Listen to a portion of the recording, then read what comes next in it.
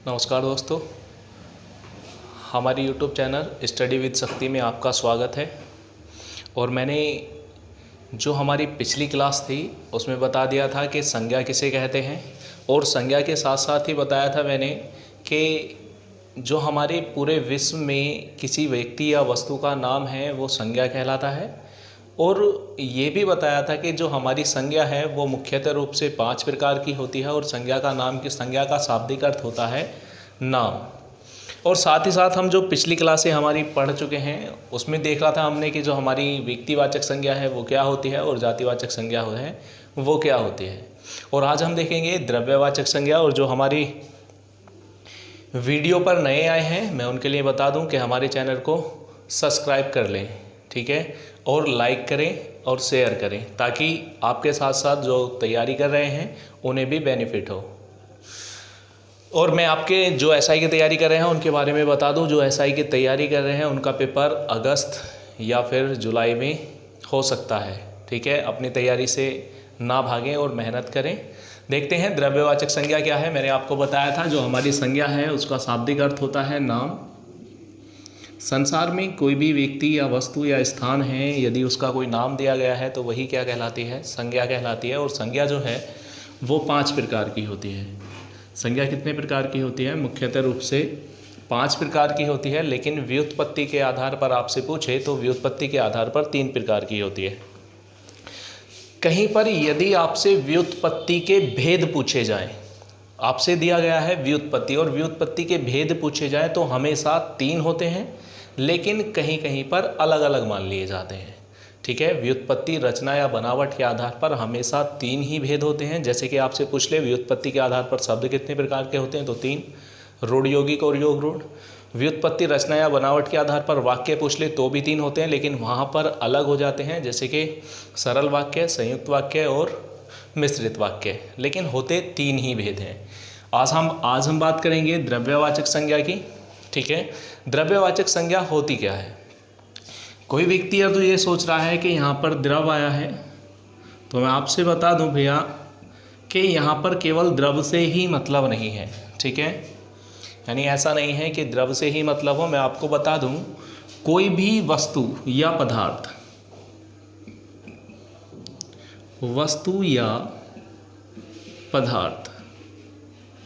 जिसे हम माप या तोल सकते हैं,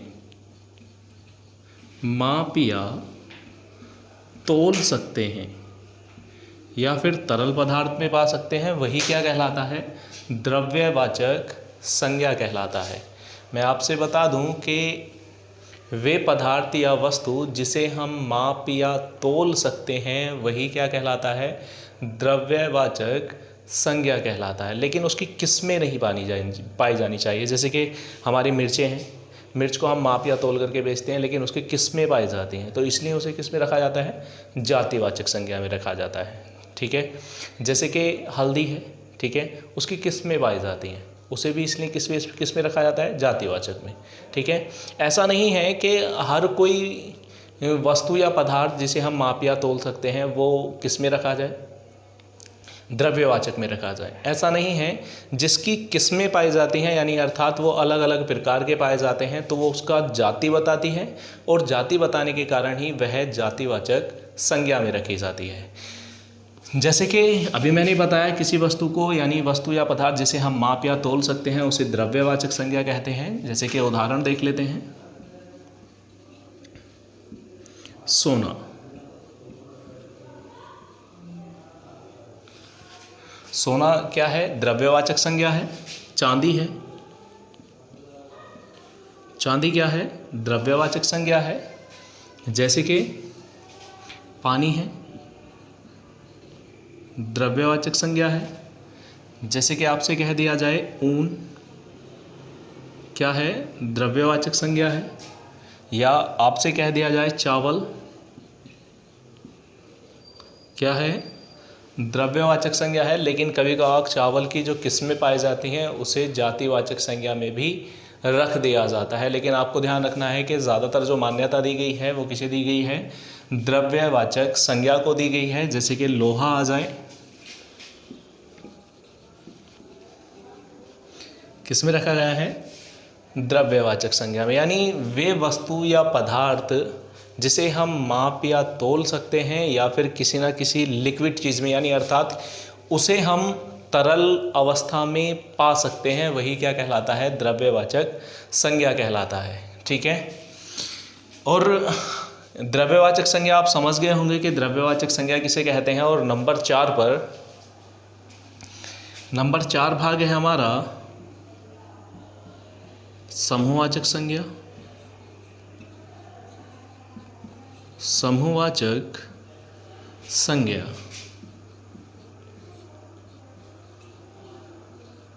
देखते हैं। यहां पर एक शब्द आया है समूह, और आप जानते हैं कि संज्ञा का अर्थ होता है नाम या फिर संज्ञा। ठीक है। तो ऐसे संज्ञा शब्द जो किसी समूह का बोध कराते हैं उसे हम कहते हैं समूहवाचक संज्ञा। कि ऐसे शब्द जो किसी समूह का बोध कराएं उसे हम समूहवाचक संज्ञा कहते हैं। और समूहवाचक संज्ञा, ध्यान रखना है, समूहवाचक संज्ञा हमेशा एक वचन होती है। समूहवाचक संज्ञा क्या होती है? एक वचन रहती है। आपसे पूछा जाए कि समूहवाचक संज्ञा एक वचन है या बहुवचन, देखो ज़्यादातर जो हमारी संज्ञाएं हैं वो एक ही वचन रहती हैं। ठीक है। तो यहाँ पर मैं इस पॉइंट को क्यों लिखा रहा हूँ, ये द्रव्यवाचक में क्यों नहीं लिखा है? जैसे कि सपोज कीजिए ऊन है, चावल है, लोहा है, ये एक वचन है। ठीक है। तो यहाँ पर क्यों नहीं लिखाया? क्योंकि आप सभी जानते हैं कि कुछ शब्द हमारे इनमें ऐसे आ जाते हैं जो बहुवचन भी होते हैं। ठीक है। लेकिन जो हमारा समूहवाचक संज्ञा है इसमें बहुवचन का प्रयोग नहीं किया जाएगा। समूहवाचक संज्ञा केवल एक वचन रहेगी। जैसे कि सपोज कीजिए मैंने लिखा टीम। अब टीम क्या है? मैंने अभी बताया कि ऐसे संज्ञा शब्द जो किसी बहुवचन यानी एक वचन होने के बाद उसमें समूह का बोध कराएं। जैसे कि टीम है, टीम क्या है? एक वचन है। लेकिन टीम में कभी भी एक व्यक्ति टीम नहीं कहलाता। टीम क्या कहलाता है? जहाँ पर एक से अधिक व्यक्ति होंगे वो टीम कहलाएगी। ठीक है। चाहे तो 2 हो, 3 हो, 4 हो, 5 हो, 6 हो। जैसे कि शतरंज होता है उसमें 2 खिलाड़ी होते हैं, वो टीम कहलाती है। ठीक है। और वही क्या कहलाएगा भैया? टीम, वही समूहवाचक कहलाएगा। और ये क्या है? एक वचन है। जैसे कि सभा है, सभा है, सभा में कभी भी एक व्यक्ति सभा नहीं लगा सकता, एक से अधिक व्यक्ति होंगे तभी सभा लगाई जाएगी। और सभा क्या है? एक वचन है। ये ध्यान रखना, समूहवाचक संज्ञा हमेशा एक वचन होगी। लेकिन वो संज्ञा शब्द एक वचन होने के बाद भी किसी समूह का बोध कराएगा, उसे ही हम कहेंगे समूहवाचक संज्ञा। जैसे कि टीम है, सभा है, वर्ग है, पंचायत है, कक्षा है, पार्लियामेंट है। ठीक है। यानी जितने भी हमारे ऐसे शब्द जो कि किसी समूह का बोध कराते हैं, जैसे कि पुलिस है। अब क्या है, आधे व्यक्ति सोच रहे होंगे कि जितने भी पद हैं वो जातिवाचक में लिखाए हैं। ठीक है। तो भैया पुलिस कभी भी पद नहीं होता। ठीक है। मैंने आपको जो जिन्होंने हमारी पिछली क्लासें नहीं ली हैं, ठीक है, यानी हम 2 वीडियो पहले डाल चुके हैं संज्ञा की ही, जिन्होंने पहली हमारी क्लासें नहीं ली हैं तो मेरा आपसे विनती है कि आप पहले पिछली क्लासें लें ताकि आपको संज्ञा सही से समझ में आ जाए। क्योंकि आप सभी जानते हैं कि कोई भी चीज़ हो, यदि हम किसी चीज़ को बीच में से पढ़ें तो हमारे समझ में नहीं आती। जैसे कि फॉर एग्जांपल ले लीजिए कि हम कोई मूवी देखने गए, मूवी का डी एंड चल रहा है, तो हमें क्या दिखाई देगा कि हीरो हाथ फेंक रहा है और गद्दार हाथ फेंक रहा है, यानी एक दूसरे को मार रहे हैं, लेकिन ये पता नहीं चलेगा कि क्यों मार रहे हैं। ठीक है, बस हाथ फेंकते हुए दिखाई देंगे। ऐसे ही भैया यदि आप मेरी पिछली क्लासें नहीं ले चुके हैं, ठीक है, तो मैं आपको लग रहा हूँगा कि हाथ पैर ही फेंक रहा हूँ और कुछ नहीं। इसलिए मैं आपसे कह रहा हूँ, जिन्होंने हमारी पिछली क्लासें नहीं ली हैं वो जा कर के पिछली क्लासें लें। ठीक है, और पिछली क्लासें लेकर के संज्ञा को ठीक से समझें और जब जा कर के हमारी इस क्लास को पढ़ें। ठीक है, तब जा कर के आपको पूर्ण रूप से समझ में आ जाएगा। जैसे कि मैंने अभी बताया कि जितने भी हमारे पद के नाम होते हैं वो सब जातिवाचक संज्ञा हैं। जैसे कि सब इंस्पेक्टर है, दरोगा है, लेखपाल है। ठीक है, लेखपाल के साथ साथ जैसे कि राज्यपाल है, यानी अर्थात कोई सा भी पद। लेकिन पुलिस कोई पद नहीं होता। ऐसा मान लीजिए जैसे कि झगड़ा हो जाता है कहीं पर, तो वहाँ पर क्या होता है कि जब ज़्यादा बड़ा झगड़ा हो जाए तो ऐसा मान लीजिए सब इंस्पेक्टर आ जाता है, यानी दरोगा आ जाता है, या फिर एसओ आ जाता है, या फिर एक कांस्टेबल आ जाता है, तो हम कहते हैं कि पुलिस आई है।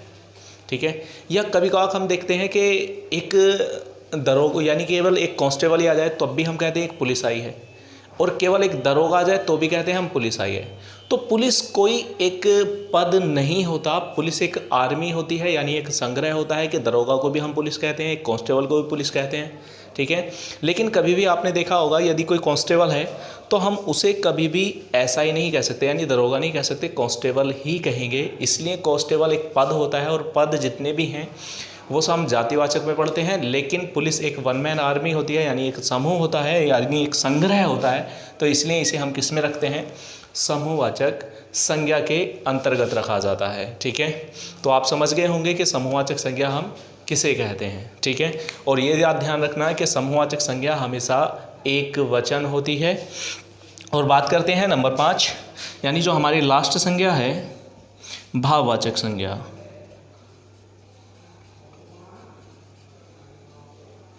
भाववाचक संज्ञा, यहाँ पर एक शब्द आया है भाव, और हम सभी जानते हैं कि भाव किसे कहते हैं। ठीक है, कि यहाँ पर एक शब्द आया है भाव, और हम जानते हैं कि भाववाचक जो संज्ञा है, यानी भाव किसे कहते हैं। भाव क्या होते हैं, जो हमारे इमोशन हैं, यानी जो अंदर से फील होकर के आते हैं, उन्हें क्या कहते हैं, भाव कहा जाता है। ठीक है, जिन्हें हम महसूस कर सकते हैं, देख नहीं सकते, वही क्या कहलाते हैं, भाव कहलाते हैं। जैसे कि सपोज कीजिए मैंने लिखा क्रोध, क्या हम क्रोध को देख सकते हैं, नहीं देख सकते, केवल इमोशनों से समझ सकते हैं कि उसे ज़्यादा गुस्सा है। जैसे कि वो बहुत तेज़ तेज़ बोलने लगे तो सोचते हैं कि ज़्यादा तेज़ गुस्सा है, या फिर थोड़ा कम तेज़ बोले तो कहते हैं कम गुस्सा है। तो हमारे इमोशन होते हैं, उसी से हम क्या कहते हैं कि वही हमारे भाव हैं, और इसी से पता चलता है कि भाववाचक संज्ञा है। जैसे कि सपोज कीजिए मैंने कहा मिठास,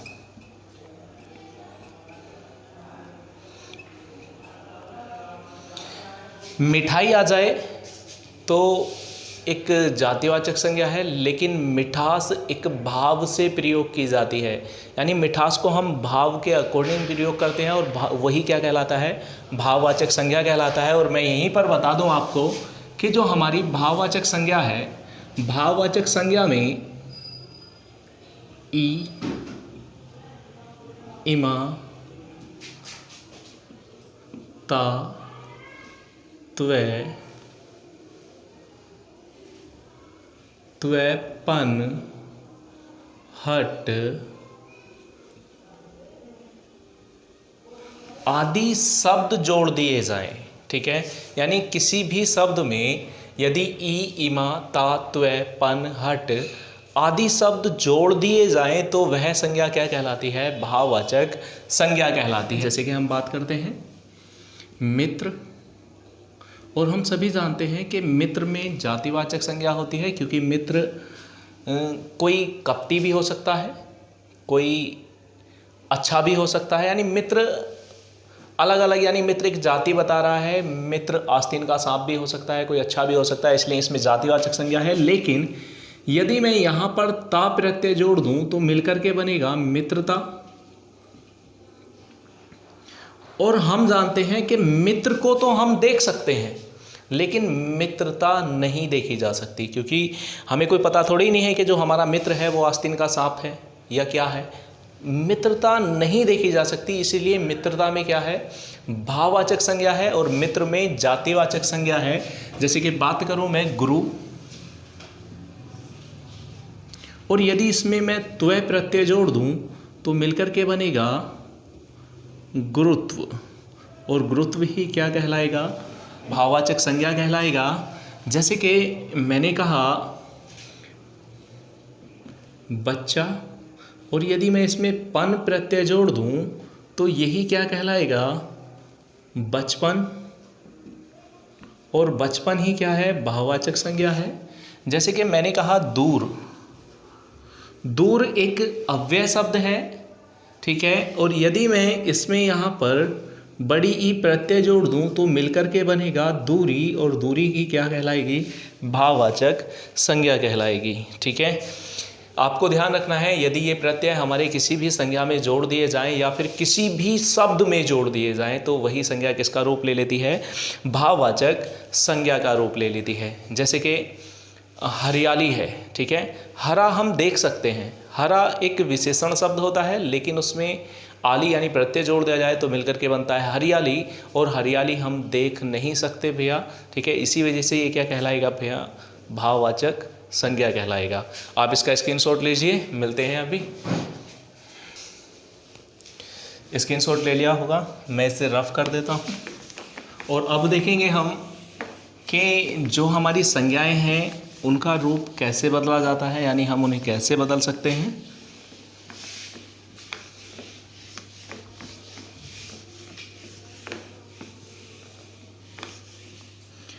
देखते हैं कि हमारी व्यक्तिवाचक संज्ञा से कि फर्स्ट ही हम देखते हैं व्यक्तिवाचक संज्ञा से जातिवाचक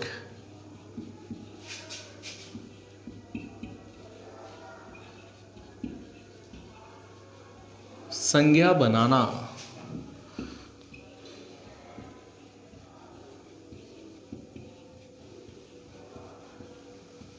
हम देखेंगे जो हमारी व्यक्तिवाचक संज्ञा है उससे जातिवाचक संज्ञा कैसे बनाई जा सकती है। तो बात करेंगे हम पहले व्यक्तिवाचक संज्ञा क्या की। तो मैंने आपको बताया था जहाँ पर एक व्यक्ति,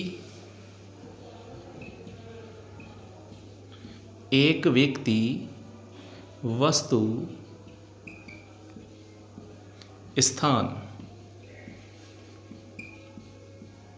का यदि नाम दिया गया है तो वही क्या कहलाती है, व्यक्तिवाचक संज्ञा कहलाती है। ठीक है, यानी किसी एक व्यक्ति, वस्तु, स्थान के नाम को ही हम क्या कहते हैं, संज्ञा कहते हैं। जैसे कि मैंने कहा था हरिश्चंद्र,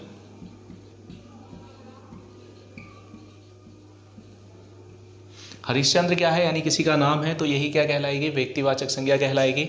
जैसे कि राम है, सीता है, हिमालय पर्वत है, या फिर डल झील है। ठीक है, झील का नाम दे दिया है, डल झील है। सागर है, जैसे काला सागर है, प्रशांत महासागर है, वो नाम दिया गया है, वही क्या कहलाएगी, व्यक्तिवाचक संज्ञा। लेकिन हमें यहाँ पर व्यक्तिवाचक संज्ञा से जातिवाचक संज्ञा बनाना है, तो हमें ध्यान रखना है कि यदि हम इन शब्दों का अर्थात व्यक्तिवाचक संज्ञा का हम बहुवचन बना दें तो बहुवचन बनाने के बाद ही वह शब्द किसका रूप लेगा, जातिवाचक संज्ञा का रूप लेगा। ठीक है, कि मैंने अभी आपको बताया कि व्यक्तिवाचक संज्ञा क्या है, कि एक व्यक्ति, वस्तु, स्थान आदि के नाम को ही हम व्यक्तिवाचक संज्ञा कहते हैं। जैसे कि कोई भी स्थान हो, कोई भी गांव का नाम हो, किसी का भी नाम हो, वही क्या कहलाता है, व्यक्तिवाचक। लेकिन यदि हम व्यक्तिवाचक संज्ञा शब्द का बहुवचन बना दें और बहुवचन बनाने के बाद वह किसका रूप ले लेता है, जातिवाचक संज्ञा का। जैसे कि सपोज कीजिए, हम उदाहरण से समझते हैं। उदाहरण में हम देखते हैं, जैसे कि मैंने कहा ऐसा मान लीजिए हरिश्चंद्र लिखा, हरिश्चंद्र, और यदि आपसे पूछे कि हरिश्चंद्र में कौन सी संज्ञा है, तो हम जवाब देंगे कि व्यक्तिवाचक संज्ञा है। कौन सी संज्ञा है?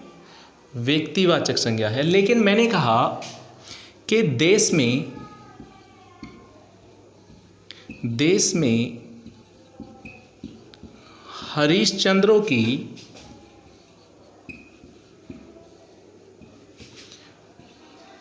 कमी नहीं है।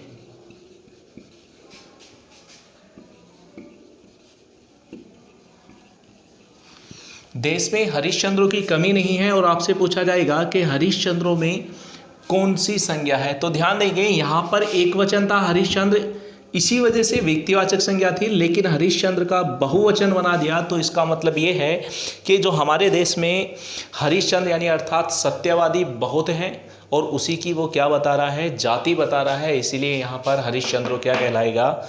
जातिवाचक संज्ञा कहलाएगा। जैसे कि मैं कहूँ कि हमारे देश में सीताओं की कमी नहीं है, तो इसका मतलब ये है जैसे कि हमारी माता सीता पवित्र थी, उसी प्रकार हमारे देश में सीताओं की कमी नहीं है। तो हमारे यहाँ की जितनी भी नारियाँ हैं वो किसका बोध करा रही हैं? सीता का बोध करा रही हैं, यानी अर्थात उनकी जाति का बोध करा रही हैं, और वही क्या कहलाएगा? जातिवाचक संज्ञा कहलाएगा। जैसे कि मैं लिख दूँ जयचंद। जैसे कि सपोज कीजिए, हम दूसरा एग्जाम्पल देख लेते हैं। मैंने लिखा जयचंद, लिख दिया मैंने, और जयचंद्र में क्या है? व्यक्तिवाचक संज्ञा। लेकिन यदि मैं इसका बहुवचन बना दूं जयचंदो, तो यही क्या कहलाएगा? जातिवाचक। यही क्या कहलाएगा? जातिवाचक संज्ञा कहलाएगा। अब आपको समझ में आ गया होगा कि व्यक्तिवाचक संज्ञा क्या है और व्यक्तिवाचक संज्ञा से जातिवाचक संज्ञा कैसे बना सकते हैं। ठीक है, और देखते हैं हम दूसरा ही। जैसे कि सपोज कीजिए, हम देखेंगे अब यहाँ पर कि जो हमारा समूहवाचक संज्ञा है, ठीक है, उससे जातिवाचक संज्ञा कैसे बनाते हैं। ठीक है, दूसरा पॉइंट हम देख लेते हैं, नंबर 2, कि समूहवाचक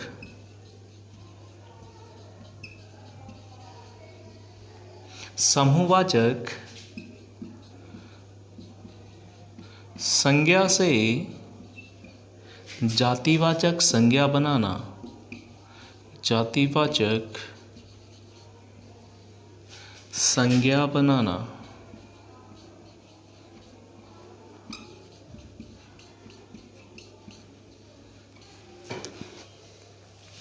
समूहवाचक संज्ञा से जातिवाचक संज्ञा बनाना। ठीक है, और देखते हैं, मैंने अभी आपको बताया कि समूहवाचक संज्ञा किसे कहते हैं, कि वे शब्द यानी वे संज्ञा शब्द जो किसी समूह का बोध कराते हैं, वही क्या कहलाता है? समूहवाचक संज्ञा कहलाता है। जैसे कि सपोज कीजिए, मैंने लिखा टीम, कक्षा, सभा आदि। ठीक है, लेकिन यदि मैं इन सब का, ठीक है, यानी अर्थात यही नहीं, 3 इन्हीं की बात नहीं कर रहा हूं, अर्थात मैं पूरी समूहवाचक संज्ञा की बात कर रहा हूं कि जितने भी हमारे समूहवाचक संज्ञा के शब्द हैं, यदि मैं उनका बहुवचन बना दूं, तो वही किसका रूप ले लेता है? जातिवाचक संज्ञा का रूप ले लेता है। जैसे कि सपोज कीजिए टीम था, आपको उदाहरण आएगा कि टीम में कौन सी संज्ञा है, तो हम जानते हैं टीम में कौन सा है? समूहवाचक है। टीम कौन सा है? समूहवाचक संज्ञा है। लेकिन मैंने कहा कि हमारे यहाँ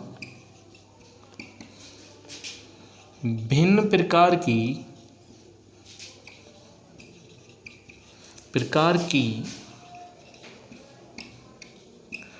टीमें खेल रही हैं।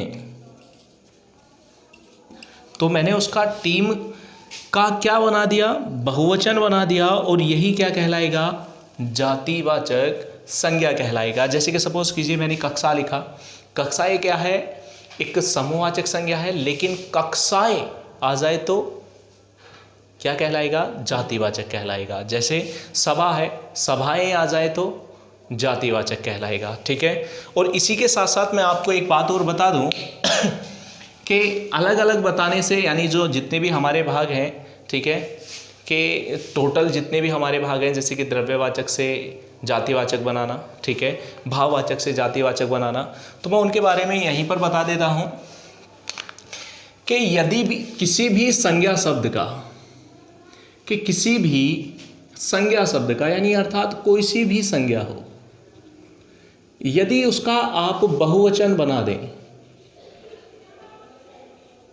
बहुवचन बना दें, तो वही किसका रूप ले लेता है, जातिवाचक का। वही किसका रूप ले लेता है, जातिवाचक संज्ञा का रूप ले लेता है। ठीक है। जैसे कि बुराई है, ठीक है, यानी अर्थात बुराई क्या है, एक भाववाचक संज्ञा है, और बुराइयों कह दिया जाए तो बुराई तो एक भाव है, लेकिन बुराइयां वो उसकी जाति बता रहा है कि कौन सी बुराई है ये नहीं पता। ठीक है। तो वही क्या कहलाएगा, जातिवाचक कहलाएगा। जैसे कि आपसे कह दिया जाए कि अच्छाई एक भाव है, ठीक है, लेकिन अच्छाइयाँ एक जाति है, यानी कैसी अच्छाई है। ठीक है। तो वही क्या कहलाएगा, एक जातिवाचक संज्ञा कहलाएगा। ठीक है। तो मैंने आपको बता दिया है, यदि कोई भी हमारी संज्ञा का शब्द है और उसका हम बहुवचन बनाकर वाक्य में प्रयोग करें या फिर बहुवचन ही दे दें, तो वही हमारे जातिवाचक संज्ञा का रूप ले लेता है। लेकिन मैं आपसे एक बात और बता दूं, यहीं पर मैं इसे रफ कर देता हूं। ठीक है, कि कभी कभार हमारा थोड़ा सा शब्द आगे पीछे कर देता है। जैसे कि मैं आपसे कहूं कि जातिवाचक से जातिवाचक, ये हमारा थर्ड पॉइंट है और आपके लिए मोस्ट है, कि जातिवाचक संज्ञा से, जातिवाचक संज्ञा से व्यक्तिवाचक संज्ञा बनाना।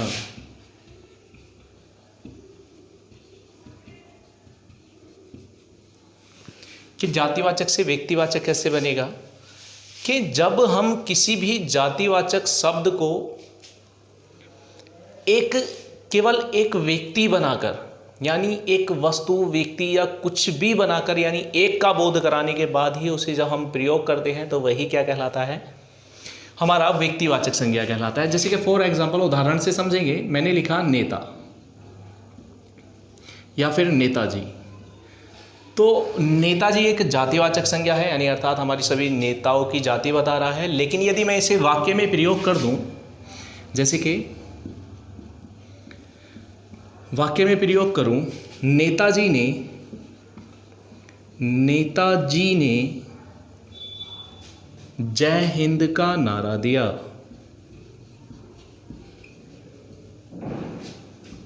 जय हिंद का नारा दिया। अब सपोज कीजिए, ऐसा मान लीजिए एक सभा चल रही है। वैसे तो यहाँ पर नेताजी यानी अर्थात जो हमारे नेता सुभाष चंद्र बोस हैं उनके बारे में बात चल रही है, लेकिन आप उससे ना समझ के जो मैं समझा रहा हूँ उसे समझें। ऐसा मान लीजिए एक सभा चल रही है और सभा में मैं नेता हूँ, अर्थात मैंने कह दिया जय हिंद, तो हम बाहर जाकर के क्या कहेंगे कि भाई नेताजी ने आज क्या दिया है, जय हिंद का नारा दिया, यानी अर्थात वहाँ पर एक विशेष नेता के बारे में बात की जा रही है। तो यही नेता क्या कहलाएगा, व्यक्तिवाचक संज्ञा कहलाएगा। यही क्या कहलाएगा, व्यक्तिवाचक संज्ञा कहलाएगा। यही क्या कहलाएगा, व्यक्तिवाचक संज्ञा कहलाएगा। ठीक है, यानी अर्थात हम इसके सभी रूप देख चुके हैं। जितने भी हमारे रूप थे कि जातिवाचक से व्यक्तिवाचक कैसे बनाया जाता है और व्यक्तिवाचक से जातिवाचक कैसे बनाया जाता है, और अर्थात हम देख चुके हैं कि समूहवाचक संज्ञा, द्रव्यवाचक संज्ञा और भाववाचक संज्ञा क्या होती है। ठीक है, और जिन्होंने हमारी पिछली क्लास नहीं देखी है, ठीक है, वो जा कर के पहले पिछली क्लास लें, ठीक है, क्योंकि आप जब तक बेस क्लियर नहीं होगा तब तक आप नहीं बता सकते कि हमारा अगले क्लास में क्या होने वाला है, ठीक है, क्योंकि जब तक हमें ये पता नहीं चलेगा कि संज्ञा क्या होती है तो हम ये बता ही नहीं सकते कि आगे आने वाले संज्ञा क्या होगी। जैसे कि सपोज कीजिए विशेषण है, विशेषण जब तक आपको ये पता नहीं चलेगा विशेषण क्या होता है और मैं आपसे कह दूं कि सुंदर कैसा शब्द है, तो आप बता नहीं सकते कि वह विशेषण है, संज्ञा है, सर्वनाम है या है क्या, ठीक है। तो मिलते हैं नेक्स्ट वीडियो में।